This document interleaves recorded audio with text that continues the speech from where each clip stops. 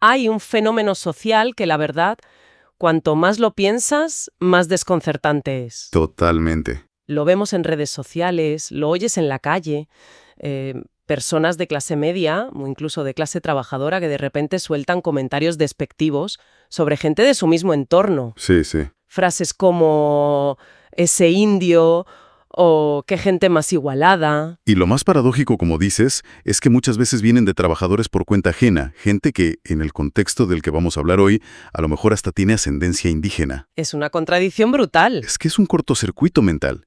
Te preguntas, a ver, ¿qué lleva a alguien a despreciar a los suyos? Claro. ¿Es un intento de diferenciarse? ¿O es una especie de odio hacia uno mismo que proyectas en el otro? Pues justo para intentar entender esto un poco mejor, hoy nos vamos a meter de lleno en un artículo muy, muy particular del jurista y politólogo boliviano Eduardo Salinas. Y lo bueno es que él no parte de cero, ¿verdad? No, para nada. Recupera un concepto acuñado por un ensayista argentino, Rafael Tone, que a mí me parece brillante por lo simple y lo potente que es: el síndrome de Doña Florinda. Y aquí, ojo, hay que hacer una pequeña parada. A ver. Porque vamos a analizar un texto boliviano que usa una idea argentina, pero que se basa en una de las series mexicanas más universales que existen, El Chavo del Ocho. ¿Es verdad? Así que vamos a usar términos como chusma o vecindad, porque son clave en el análisis. Es un viaje, vamos, al imaginario colectivo latinoamericano para entender algo que a lo mejor resuena en todas partes. Ver cómo funciona la analogía con los personajes de la serie y, sobre todo, entender cómo el autor lo usa como herramienta de análisis político. Para explicar por qué la gente a veces parece que actúa en contra de sus propios intereses. Exactamente. Pues venga, empecemos por el principio. Antes de la definición formal que da el autor, el nombre ya nos da una pista. Vamos, una pista enorme. Doña Florinda. Uf, Doña Florinda. ¿Qué te sugiere a ti el personaje, más allá del recuerdo de la serie? Pues a mí me sugiere sobre todo una tensión constante. ¿Tensión en qué sentido? La tensión entre lo que es de verdad y lo que quiere aparentar que es. Claro. Vive en el mismo patio que los demás, con problemas económicos que son evidentísimos, pero se comporta como si perteneciera a, no sé, a la alta sociedad. Es puro esnobismo, pero un esnobismo casi trágico. De subsistencia, casi. Eso, no tiene nada salvo esa supuesta superioridad moral sobre la chusma. Has dado en el clavo. Esa es la esencia. ¿Y cómo lo define el autor formalmente? Pues el análisis de Salinas, que se basa en Ton, lo define como la internalización de valores, intereses y discursos de las élites. Por parte de sectores populares. Ahí está la clave. Es algo más profundo que el esnobismo. Es la negación activa de tu propia clase social. Y lo que es peor. Lo que es peor, la adhesión a proyectos políticos que en realidad perpetúan tu propia subordinación. O sea que no es solo que te creas mejor que tu vecino. No. Es que actúas para que el sistema que te mantiene a ti y a tu vecino abajo siga funcionando, porque te da la ilusión de que tú estás un peldañito por encima. Exactamente. Y la analogía con la vecindad del Chavo es que es un mapa social perfecto. Doña Florinda es el arquetipo central. Sí. Vive de una pensión de viudedad, paga el alquiler a duras penas, pero su gran proyecto de vida es que su hijo, Kiko, no se junte con la chusma. Y desprecia a don Ramón, su trabajo, sus chambitas, como las llama, sus 1000 oficios para sobrevivir. Y aquí el análisis de Ton señala algo fundamental. A doña Florinda no solo es que no le guste que Kiko se junte con el Chavo. No. Le aterra. Le aterra la idea de que el Chavo, el huérfano, el más pobre de todos, pueda prosperar. Lo vería como una amenaza directa a su estatus, que ya de por sí es frágil. Claro, si el último de la fila avanza, su posición imaginaria, su único capital, se desvanece. Madre mía. Y hay otro detalle que el texto subraya y que es crucial para entender el síndrome hoy en día. ¿De dónde saca doña Florinda su visión del mundo? De las telenovelas. De las telenovelas que ve en la televisión. No investiga, no lee, no contrasta. Nada. Su ideología está moldeada por ficciones aspiracionales, repite discursos que no son suyos, pero que le hacen sentir que pertenece a ese mundo de la tele. Vamos, que es adoctrinada por el entretenimiento. Totalmente. Una precursora de la desinformación por redes sociales, pero en analógico. Jaza, buena definición. Y claro, el resto de personajes también encajan a la perfección. Está Kiko, el hijo. Educado para sentirse especial, con su pelota cuadrada, siempre despreciando a los demás. El autor del artículo incluso se atreve a decir que ciertos políticos bolivianos como Luis Fernando Camacho o Tuto Quiroga le recuerdan a este personaje. A ese niño mimado que cree que se lo merece todo. Exacto. Y luego está el contrapunto, don Ramón, Que representa la dignidad de la clase trabajadora precaria. el buscavidas, que a pesar de los golpes y del desprecio de doña Florinda, nunca pierde su humanidad ni su solidaridad con el chavo. Y el chavo, claro, es el último eslabón, los más desfavorecidos. El autor también se fija en el señor Barriga, el dueño de la vecindad. ¿El casero? Sí, y lo describe como el capitalista compasivo. Compasivo. Bueno, a su manera. No es el gran magnate, pero es el propietario de los medios de producción, en este caso de las viviendas. Y su compasión es interesada, claro. Obviamente. Te perdona un mes de alquiler o te regala una torta de jamón, un bocadillo para entendernos, gestos que le alivian la conciencia pero que mantienen intacta la estructura de poder. Ya. Y cierra el círculo el profesor Girafales. La gran aspiración de doña Florinda. Claro, un profesional, un hombre con un sueldo estable, un ramo de flores, su única vía de escape real. Ella sabe que sin la pensión y sin la posibilidad de una relación con él, todo su castillo de naipes se viene abajo. Exacto. La verdad es que la analogía es potentísima, funciona como un mapa social que cualquiera puede entender. Sí. Pero me pregunto, ¿hasta qué punto esto deja de ser una metáfora divertida y se convierte en un comportamiento real y medible en la política, en la economía? El artículo da ejemplos concretos, ¿no? Sí. Y aquí es donde el análisis se vuelve más afilado. El autor nos sitúa en un momento concreto del gobierno de Rodrigo Paz en Bolivia. Vale.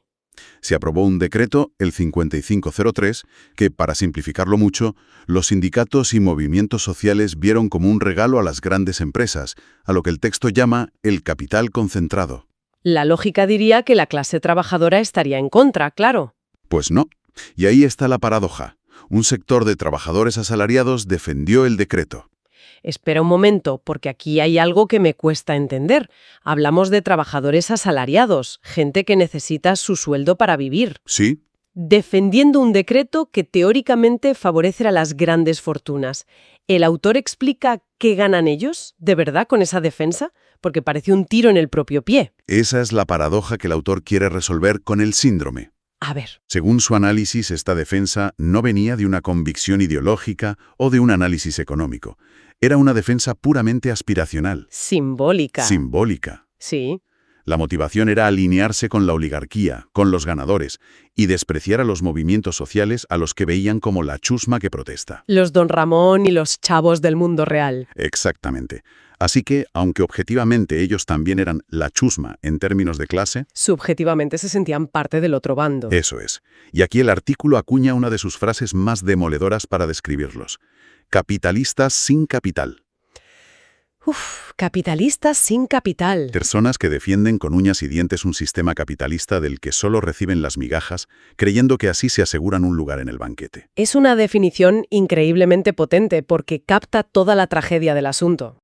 Empieza por el comportamiento en redes sociales. Sí, describe el uso de perfiles falsos, de ejércitos de trolls y bots, como el canal perfecto para desatar ese odio y esa frustración. El espacio donde el capitalista sin capital puede insultar a los de su misma clase, a los que reciben ayudas, a los que protestan, sintiéndose anónimo y protegido. Y luego analiza los patrones de consumo. La obsesión por la apariencia. La idea de que lo de afuera es mejor. El autor describe un fenómeno muy concreto de gente que viste fino, pero con ropa de segunda mano o a crédito. O gente que se endeuda con los bancos hasta el cuello para montar fiestas patronales o eventos sociales por todo lo alto, Solo para aparentar. aunque después se queden en la ruina. Es una fachada costosísima. Y esa fachada se extiende a lo cultural. Señala un profundo desinterés por la historia o la política de su propio país. Una pereza para la lectura. Y una fascinación por lo que llaman la telebasura y los memes. Es una continuación directa de la idea de Doña Florinda y sus telenovelas. Exacto. La información no se busca ni se analiza, simplemente se consume pasivamente y se repite la consigna del momento. El artículo da un ejemplo muy gráfico de esto durante la pandemia, con el tema de las vacunas. Ah, sí, es muy bueno. Menciona cómo ciertos sectores sociales exigían que el sector privado pudiera importar vacunas por su cuenta, pero no cualquiera, No. Tenían que ser de la mejor marca y las más caras. porque no pensaban vacunarse con las de la chusma. Es la lógica de la distinción llevada al extremo, incluso en una crisis de salud pública. Uf, es tremenda. Pero quizás el ejemplo más duro que pone el texto es sobre la identidad y la política. ¿Te refieres al episodio de la huipala? Sí. Menciona un momento muy polémico en Bolivia, cuando durante una crisis política, unos policías de origen indígena cortaron la huipala de su uniforme. Hay que entender el contexto aquí. La huipala no es solo una bandera, es un símbolo patrio en Bolivia que representa a los pueblos indígenas. Claro. Con lo cual, que policías de ese mismo origen la corten es... Un acto de autonegación brutal. Según el autor, es el acto de negación de identidad más extremo que se puede imaginar. ¿Y cómo lo interpreta? Lo interpreta como la acción de personas sin una identidad social clara, que anhelan el retorno a un sistema republicano que históricamente los excluyó y los marginó. Pero que lo asocian con un orden y un estatus superior. Es doña Florinda renegando de la vecindad a un nivel mucho más profundo y político. Entonces, si lo entiendo bien, el verdadero peligro de este síndrome no es el esnobismo individual de querer un coche mejor. No, eso es lo de menos. El problema es que se convierte en una potentísima herramienta de manipulación política. Ahí es donde el análisis de Salinas quiere llegar. El ensayo original de Ton ya lo advertía. Este síndrome crea la ilusión en el pobre de que está por encima de otro pobre. Y esto genera una dinámica social perversísima. Claro.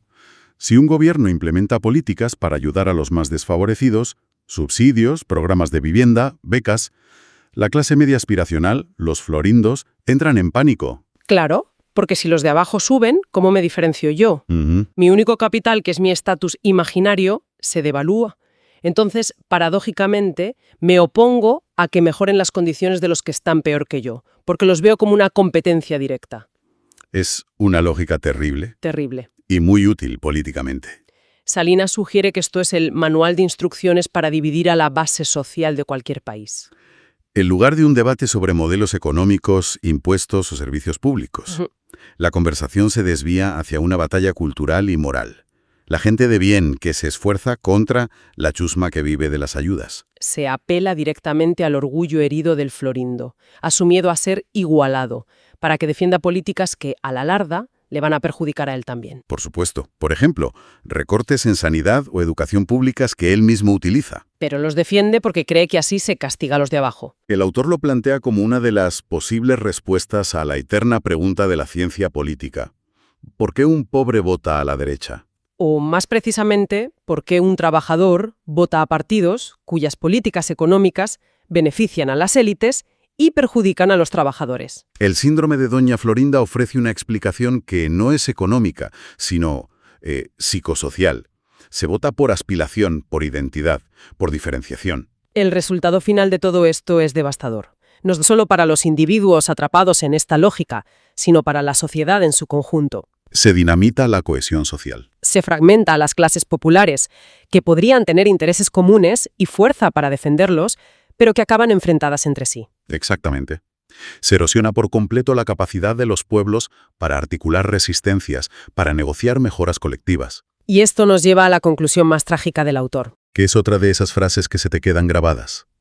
Este síndrome convierte a los propios oprimidos en voceros voluntarios de su propia subordinación. Es una idea demoledora.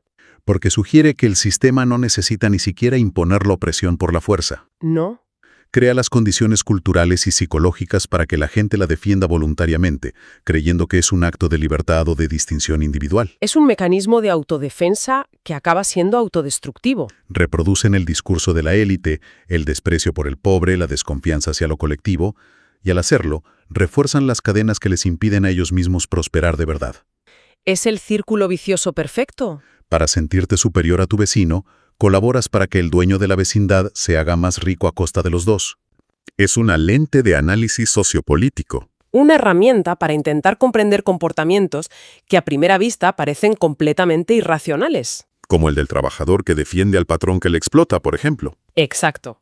Ofrece una explicación a esa fractura tan contemporánea entre la condición material objetiva de una persona, su sueldo, su vivienda, sus deudas, y la identidad de clase que decide proyectar y defender a capa y espada, a menudo en las redes sociales. Pues para cerrar, hay una idea en el texto que me parece un punto de partida perfecto para una reflexión final. A ver. El análisis insiste en que doña Florinda se adoctrina mediante los medios, a través de sus telenovelas. Sí, es un punto central. Y esa idea, trasladada a hoy, plantea una pregunta fundamental. El análisis nos deja pensando en qué mecanismos sociales, culturales y sobre todo mediáticos siguen alimentando esta desconexión en el siglo XXI. ¿Cuáles son las telenovelas de hoy que nos hacen aspirar a vidas que no son las nuestras y a despreciar las que sí lo son? Ya sean series de plataformas, los discursos de ciertos influencers o las narrativas políticas que se difunden por WhatsApp. Al final la pregunta es, ¿quién escribe el guión de la vecindad global en la que vivimos?